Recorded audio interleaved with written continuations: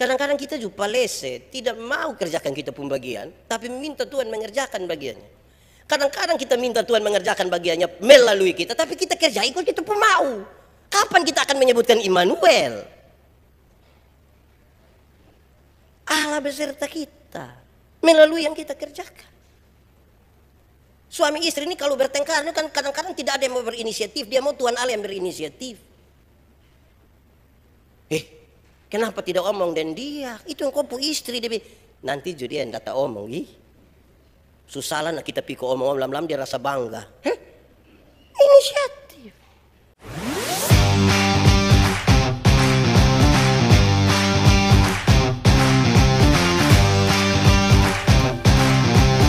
Supaya ketika kami mendengarkan firman Tuhan, kami mengerti dan kami mau melakukannya.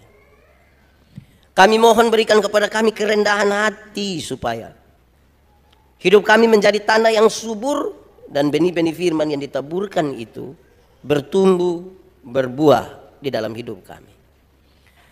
Tuhan jauhkan semua hal yang mengganggu kami, baik yang ada di dalam kami ataupun yang ada di sekitar kami. Terima kasih banyak Tuhan, kami rindu pada firman-Mu. Berfirmanlah bagi kami Tuhan. Di dalam nama Yesus firman yang hidup itu kami berdoa. Amin. Saudara-saudara, salam. Sekali lagi, salam. Tema kita adalah Immanuel, artinya Allah beserta kita. Saya mulai dari pertanyaan. Apakah memang saudara merasa bahwa Tuhan menyertai saudara? Itu pertanyaan serius itu. Apakah saudara-saudara merasa bahwa Tuhan menyertai saudara? Kalau pertanyaan ini disampaikan ada dua jawaban. Ada yang mengatakan tidak. Pak Pendeta, saya tidak merasa Tuhan menyertai saya. Kok begitu? Iya. Kalau Tuhan itu memang menyertai saya, kalau memang Tuhan itu ada, lalu kenapa saya alami ini persoalan? Tuhan ada di mana Pak Pendeta? Lantas bilang dia menyertai saya. Itu pertama. Tapi yang kedua orang akan bilang, iya, Tuhan menyertai saya. Tapi saudara-saudara, apakah pernyataan itu kemudian menjadi sebuah pernyataan yang kita nyatakan ketika kita ada dalam masalah? Saya ulangi, kalau saudara mengatakan bahwa Tuhan menyertai saudara, apakah itu pernyataan yang saudara ungkapkan pada saat ada masalah? Rata-rata saudara, rata-rata berarti ada yang tidak. Kebanyakan orang akan mengatakan Tuhan menyertai saya itu ketika dia sudah bebas dari masalah atau dia sudah tidak ada masalah. Aduh, Tuhan itu terlalu baik, dia sertai saya betul. Tapi waktu ada dalam masalah, betapa sulitnya orang mengatakan Tuhan menyertai saya. Akhirnya kata-kata Immanuel itu, Allah beserta kita, menjadi sebuah pernyataan yang sangat-sangat biasa saja. Hampir-hampir kehilangan nilai ketika orang menyatakan itu, tapi tidak dari sebuah perlindungan yang dalam sekali. Saudara, Immanuel, sebutan ini muncul ketika situasi negara dan politik mengalami krisis dan ancaman besar. Immanuel muncul ketika situasi politik dan negara mengalami sebuah krisis dan ancaman besar. Bangsa Yehuda sedang menghadapi ancaman dari kerajaan Samaria di utara dan bangsa Aram. Raja Ahaz dan rakyatnya mengalami sebuah ketakutan yang sangat besar. Dalam situasi politik seperti ini, dalam situasi negara yang dalam ketakutan besar ini, ungkapan Immanuel itu muncul. Sehingga kalau hari ini saudara dan saya ada dalam masalah, ada dalam ketakutan, mestinya itu Immanuel itu muncul dalam hidup kita. Pasti saya akan bertanya pada saudara, saudara ada masalah kok? Kan saudara sudah tahu dia pun jawaban. Ketika saudara bilang ada Pak Pendeta, saya bilang tidak usah omong, karena saya lihat saudara punya muka ini masalah semua. Ya masalah namanya kita tinggal dalam dunia, ya ada masalah. Apakah kita ada sementara dalam ketakutan? Takut ini banyak hal. Ada orang yang takut sakit, ada yang takut mati, ada yang takut anjing, ada yang takut jatuh, macam-macam ketakutan. Mestinya dalam situasi yang seperti itulah Immanuel itu disebutkan, apalagi oleh orang-orang percaya. Yang tadi kita bilang Immanuel artinya Allah beserta kita, harusnya. Dalam keadaan yang penuh ancaman dan ketakutan dari musuh, Tuhan mengingatkan melalui Nabi Yesaya supaya tenang saja, tenang dan tidak usah takut. Ya ada masalah lah, tapi tidak usah takut. Saya harus mengatakan kembali kepada saudara bahwa ketika Tuhan bilang jangan takut, Tuhan tidak ingin mengatakan bahwa kamu akan saya buat kehilangan rasa takut. Tidak. Jangan takut itu Tuhan mau mengatakan bahwa Dia akan menyertai kamu dalam perjalanan dalam situasi ini sampai kamu melewatinya. Jangan takut. Jangan takut. Bukan kehilangan rasa takut. Jadi kalau ada orang yang bilang saya tidak takut, itu dia menyatakan dia punya ketakutan. Karena Tuhan tidak pernah buat kita untuk kehilangan rasa takut, tapi Dia kasih tahu kita, nanti saya menyertai engkau melewati ini. Saya pernah bilang saudara, dulu waktu Ramayana kok Lipo kok baru jadi kok itu tangga berjalan nama apa lagi? Eskalator kok kita bawa tanta don dari kampung datang mau naik itu tangga kan kita bilang tanta naik, tanta bilang tanta naik. Lantas tanta tidak mau, apa yang saudara lakukan? Dua. Pertama saudara akan bilang begini tanta, kita coba kasih tunjuk toh. Jangan takut tante ini. Lihat adik kecil saya bisa. Yang kedua kalau tante masih tidak mau kan kita pegang dia pun tangan langsung tarik naik. Dia kejantungan tapi itu toh tidak apa-apa toh. Jangan takut. Dalam situasi politik yang seperti itu melalui Nabi Yesaya Tuhan mengingatkan. Jangan takut. Di sisi lain saudara dalam keadaan yang menakutkan tersebut. Dalam konteks ini Ahas diperintahkan untuk meminta pertanda kepada Tuhan. Tetapi Ahas bilang, saya tidak mau. Saya tidak mau mencobai Tuhan. Ahas diberi kesempatan, mintalah pertanda dari Tuhan. Bahkan dari yang paling bawah sampai yang paling atas, mintalah sebuah pertanda. Saya tidak mau. Saya tidak mau mencobai Tuhan. Bahkan Tuhan sendiri yang akan memberikan pertanda kepada umat.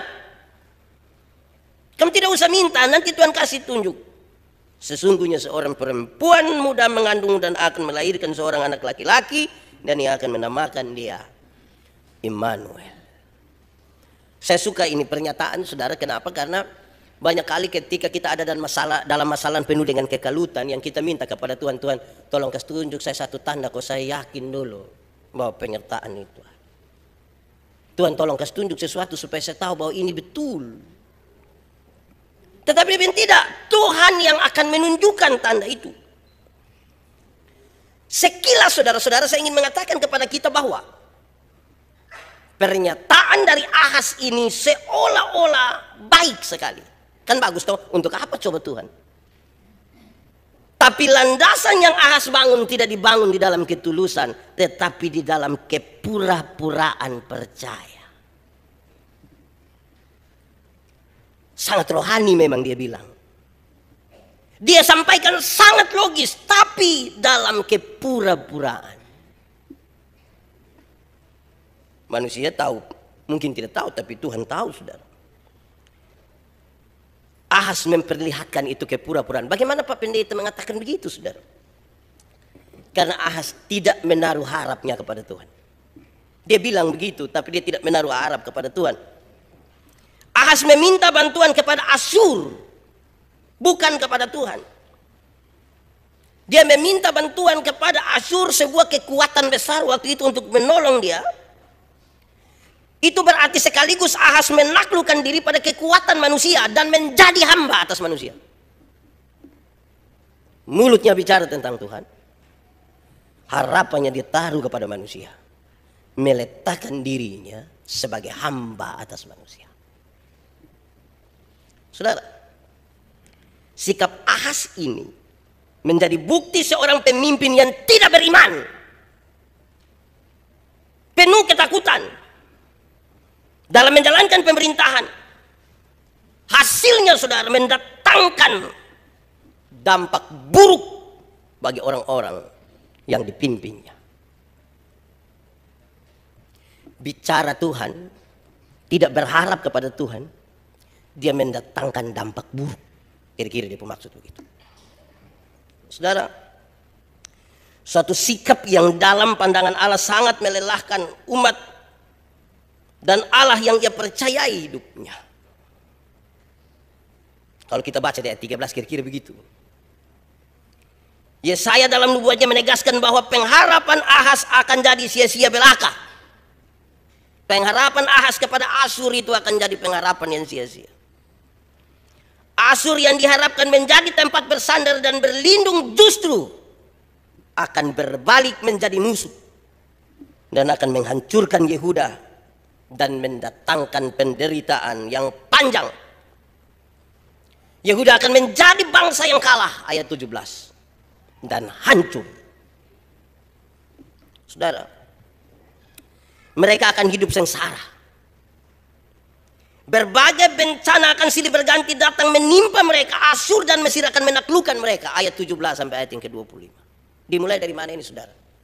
Dari mulut yang seolah-olah berkata tentang Tuhan, tetapi sikap yang berharap kepada manusia.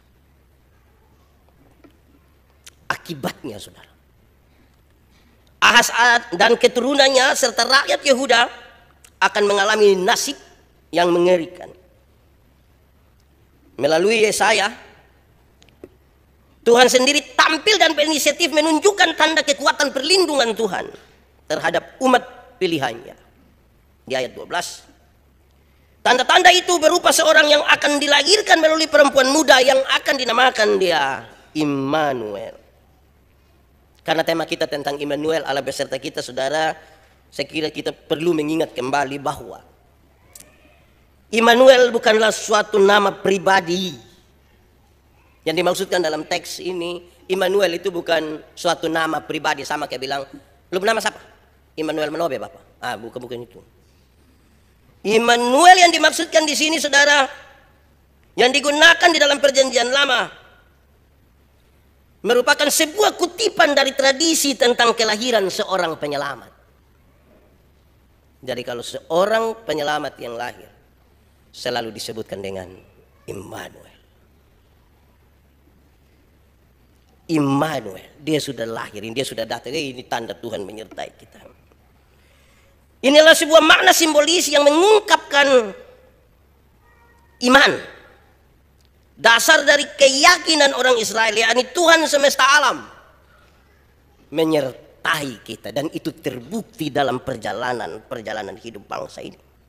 Mazmur 46 ayat 8, ayat 12, Sakaria pasal 8 ayat 23. Akan datang seorang pemimpin baru yang mendengarkan firman-Nya, yang akan membawa umatnya kepada keselamatan. Seorang raja ideal yang membawa keadilan dan perdamaian.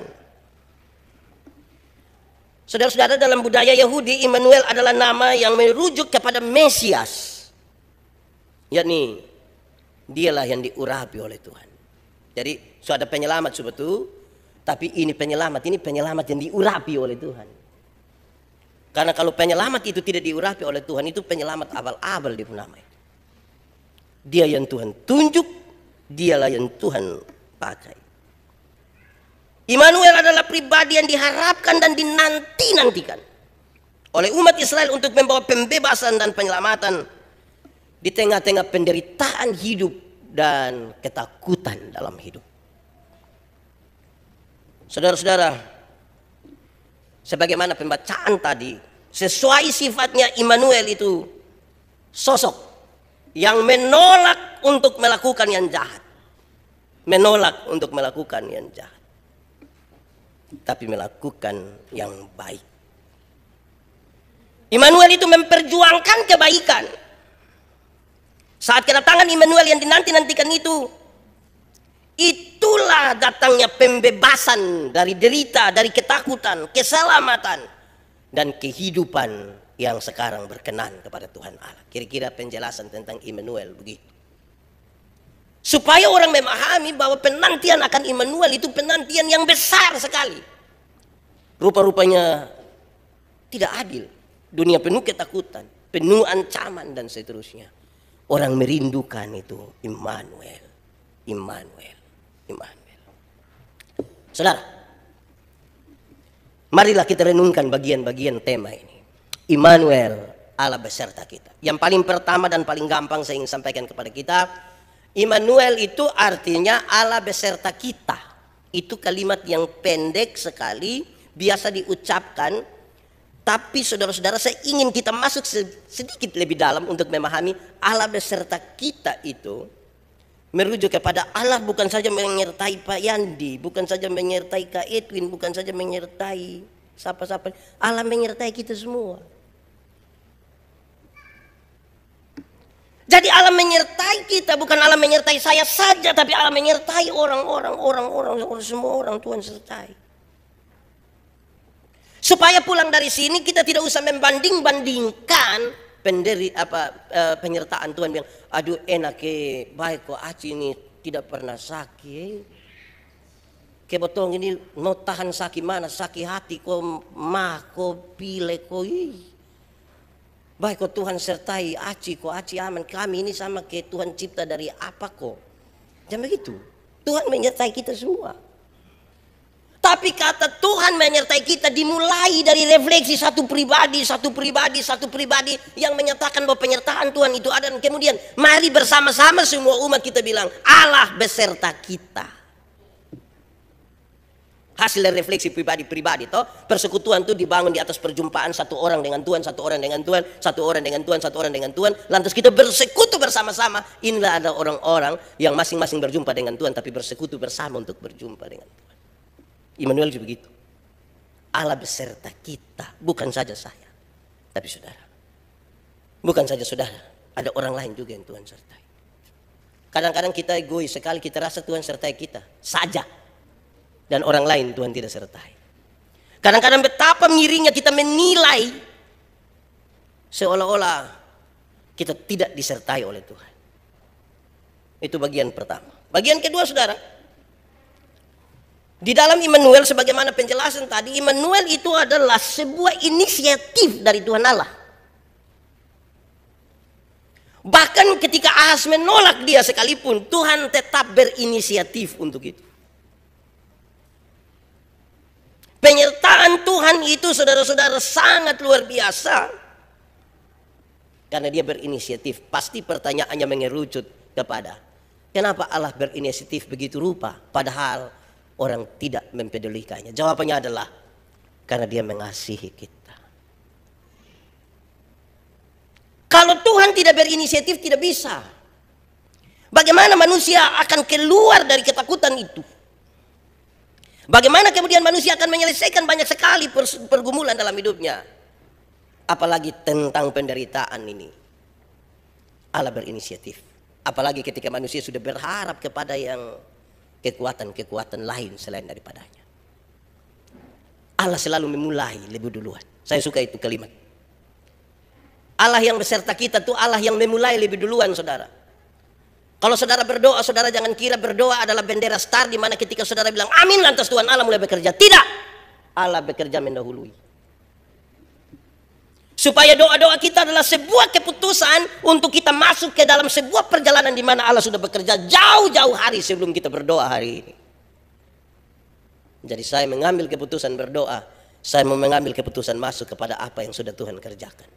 Nah, yang Tuhan kerjakan itulah yang kadang-kadang pas dengan kita punya mau, kadang-kadang tidak pas dengan kita punya mau. Kan dia mulai sebelum kita memulai. Allah berinisiatif. Saudara tahu kalau Tuhan Allah berinisiatif itu penuh ketulusan. Kalau manusia berinisiatif itu ada dua, bisa tulus, bisa bulus. Karena itu kita mulai dari Allah yang memulai. Sehingga ketika semua orang membangun inisiatif, dia membangun dalam kerangka Allah yang memulai. Bukan dirinya. Allah memulai. Ketiga saudara. Karena itu kehadiran Allah itu sangat tidak tergantung kepada manusia. Kehadiran Allah tadi, inisiatif itu Tidak tergantung pada usaha, pada kebaikan manusia. Justru bukan pada kebaikan, justru pada kerusakan manusia itu Tuhan Allah berinisiatif untuk datang. Manusia mungkin akan banyak salah kira di sini, saudara. Saudara-saudara, betapa Tuhan yang baik itu tidak bergantung pada usaha kita. Dalam konteks pembacaan tadi, Ahaz sudah tidak lagi berharap padanya, walaupun kata-katanya berharap. Tapi Allah berinisiatif bukan karena dia, bukan karena kebaikan manusia, tapi Tuhan mau bagi manusia. Dia datang kok. Tidak tergantung kepada manusia. Tuhan Allah itu kalau mau melakukan sesuatu tidak tergantung pada manusia. Kadang-kadang dia memperhitungkan ada berapa orang baik di situ. Ada tawar-tawar sedikit, tapi kalau dia mau melakukan sesuatu yang baik, dia lakukan. Bahkan kadang-kadang kita tidak mengerti. Saya merenungkan bagian ini, saudara, dan saya merasa memang Tuhan itu ajaib. Beda dari manusia. Manusia ini, saudara-saudara, kadang-kadang salah. Bahkan mungkin lebih banyak salah. Saya ingat minggu lalu saya ada di bandara di Surabaya, mau ke mana? Mau ke Palu. Karena pesawat masih kira-kira 4 jam, saya duduk kok makan. Datang satu ibu dengan dia punya anak. Yang ibu duduk agak depan situ, dia lihat saya, dia lihat saya. Nah dia ibu tua, makanya dia lihat saya. Ibu-ibu tua lihat saya. Kalau dia muda pasti saya yang lihat dia. Dia lihat saya. Terus dia bangun, dia bilang, Pak Pendeta kok?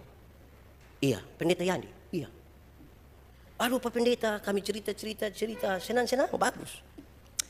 Rupa-rupanya dari cerita itu ibu berinisiatif mau bayar saya punya makanan. Ibu juga tahu. Ternyata dia pergi, sudah bayar. Dia tanya yang kasir, saya mau bayar untuk Pak Pendeta itu. Sudah dibayarkan. Bolehkah itu uang dikembalikan? Oh tidak bisa lagi. Aduh itu pendeta. Iya. Ceritanya hanya begitu. Saya mau kasih tahu saudara. Kami banyak yang makan di situ. Semua orang yang makan di situ bayar setelah makan.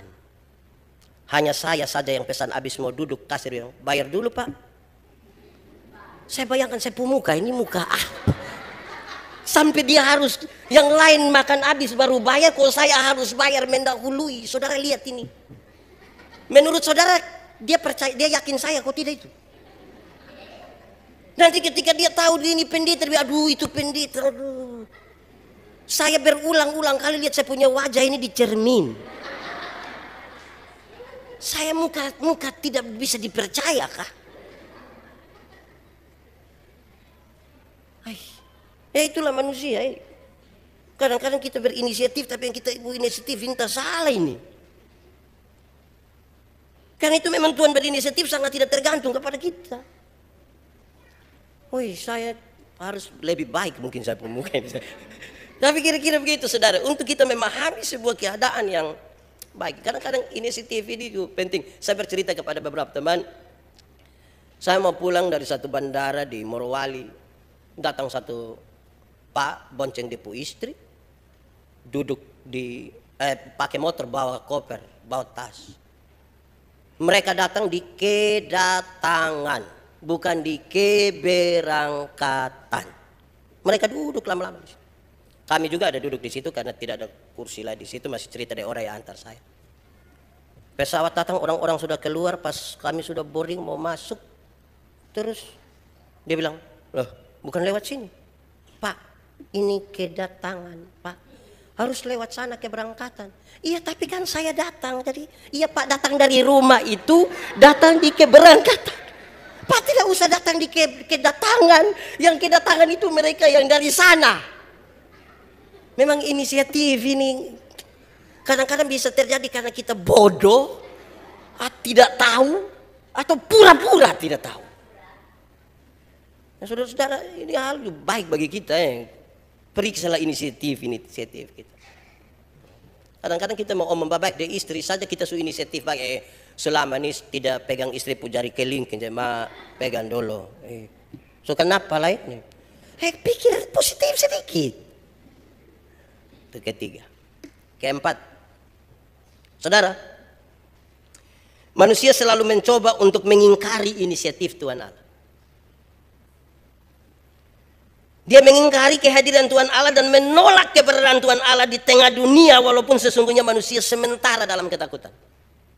Jadi ini pernyataan yang menarik, karena andai kita manusia nih ada takut, ada masalah, tahu bahwa kehadiran Allah itu ada, tapi kita mengingkari kehadiran. Kita mengingkari itu. Seringkali manusia mencari jawaban atas masalahnya sendiri dari apa yang dia tahu dan bukan dari apa yang Tuhan tahu. Saudara, seberapa seriusnya hal ini saya ingin sampaikan kepada kita, saudara. Manusia yang mengingkari keberadaan Tuhan Allah, dia lupa, saudara, bahwa Tuhan Allah ada dan melihat. Bukan saja ada dan melihat, dia berinisiatif menolong manusia. Tapi berapa banyak kita yang peduli dengan kehadirannya? Berapa banyak manusia yang percaya bahwa Allah yang hadir sebagai Immanuel itu pasti menolongnya?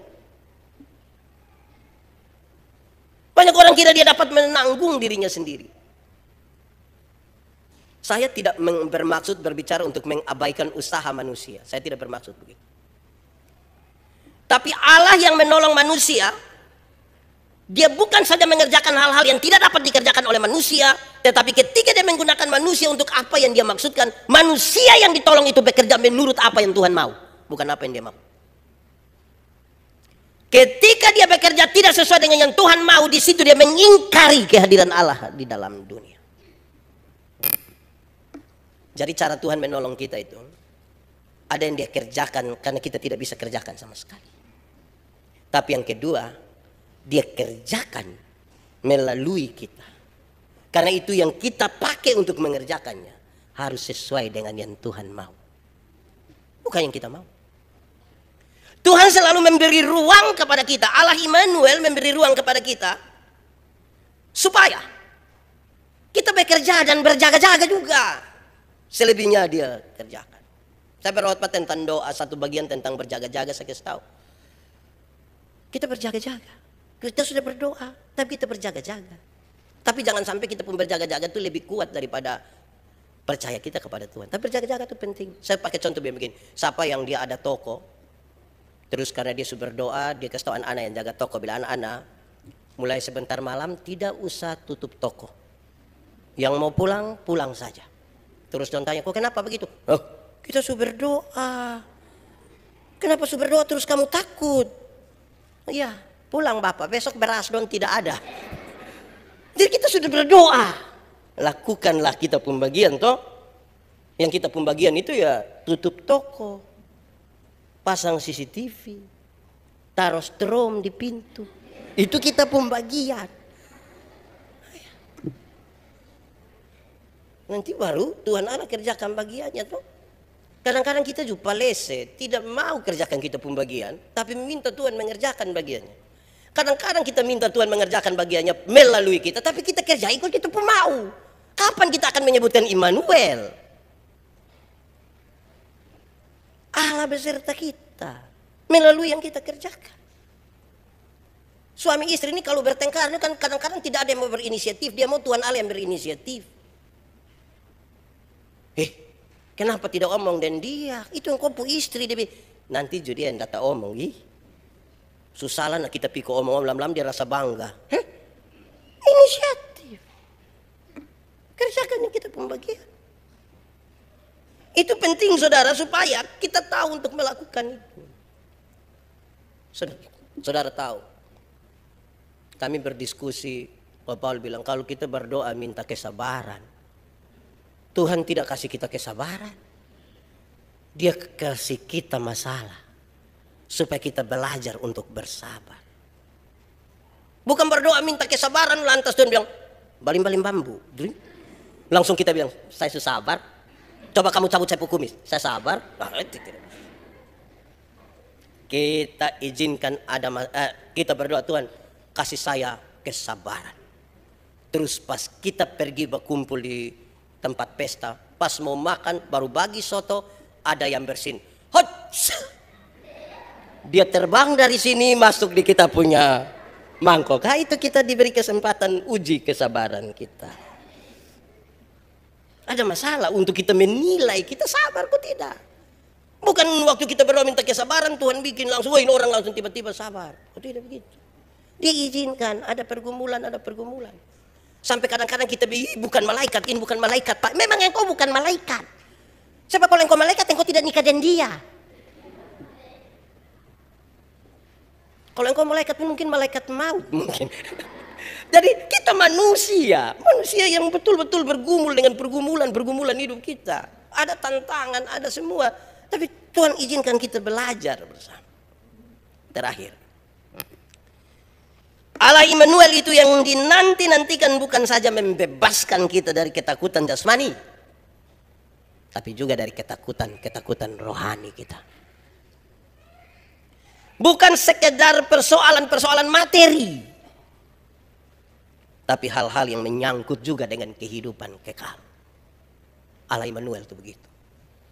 Bahkan dia berpikir kita mesti selamat, kita mesti mati masuk surga, kita mesti hidup dalam moralitas yang benar, kita mesti jadi orang jangan munafik lah, kita jadi orang yang kalau Tuhan ada di dalam diri kita tuh terpancar dia punya kemuliaan dari hidup kita.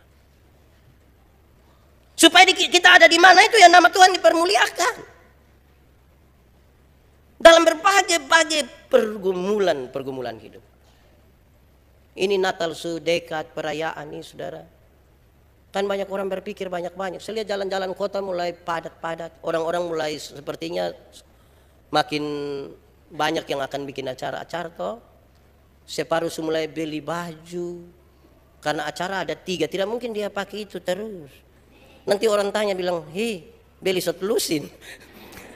Jadi kita kadang-kadang mulai terbeban dengan barang yang tidak perlu ini. Kita mulai pikir, aduh baju belum anak don datang kasih tahu bilang, mama celana 1 senap apa, ma baju 4. Itu kan kita bilang, lu ini kelu pembapa pun keturunan. Tapi kita mau tidak mau. Belum lagi ada sejumlah hal di dalamnya saudara. Ya kita mau belajar Allah Immanuel, Tuhan yang beserta kita tuh. Tuhan coba nyatakan apa buat kami nih. Ajarkan kepada saya untuk saya memberi makna tentang Allah Immanuel dalam perspektif yang benar itu. Supaya di rumah, bergereja, bermasyarakat betul-betul kita sadar Allah Immanuel ada di dalam kita, ada di sekitar kita. Di masa raya Advent ini biarlah ini menjadi sebuah bagian pesan yang penting bagi saya dan saudara. Menikmati prosesi perayaan Natal tetapi sekaligus menanti kedatangan Tuhan. Supaya betul-betul kita menikmati apa yang Tuhan mau kerjakan buat kita. Biar dari sehari ke sehari hidup kita makin menyatakan Allah itu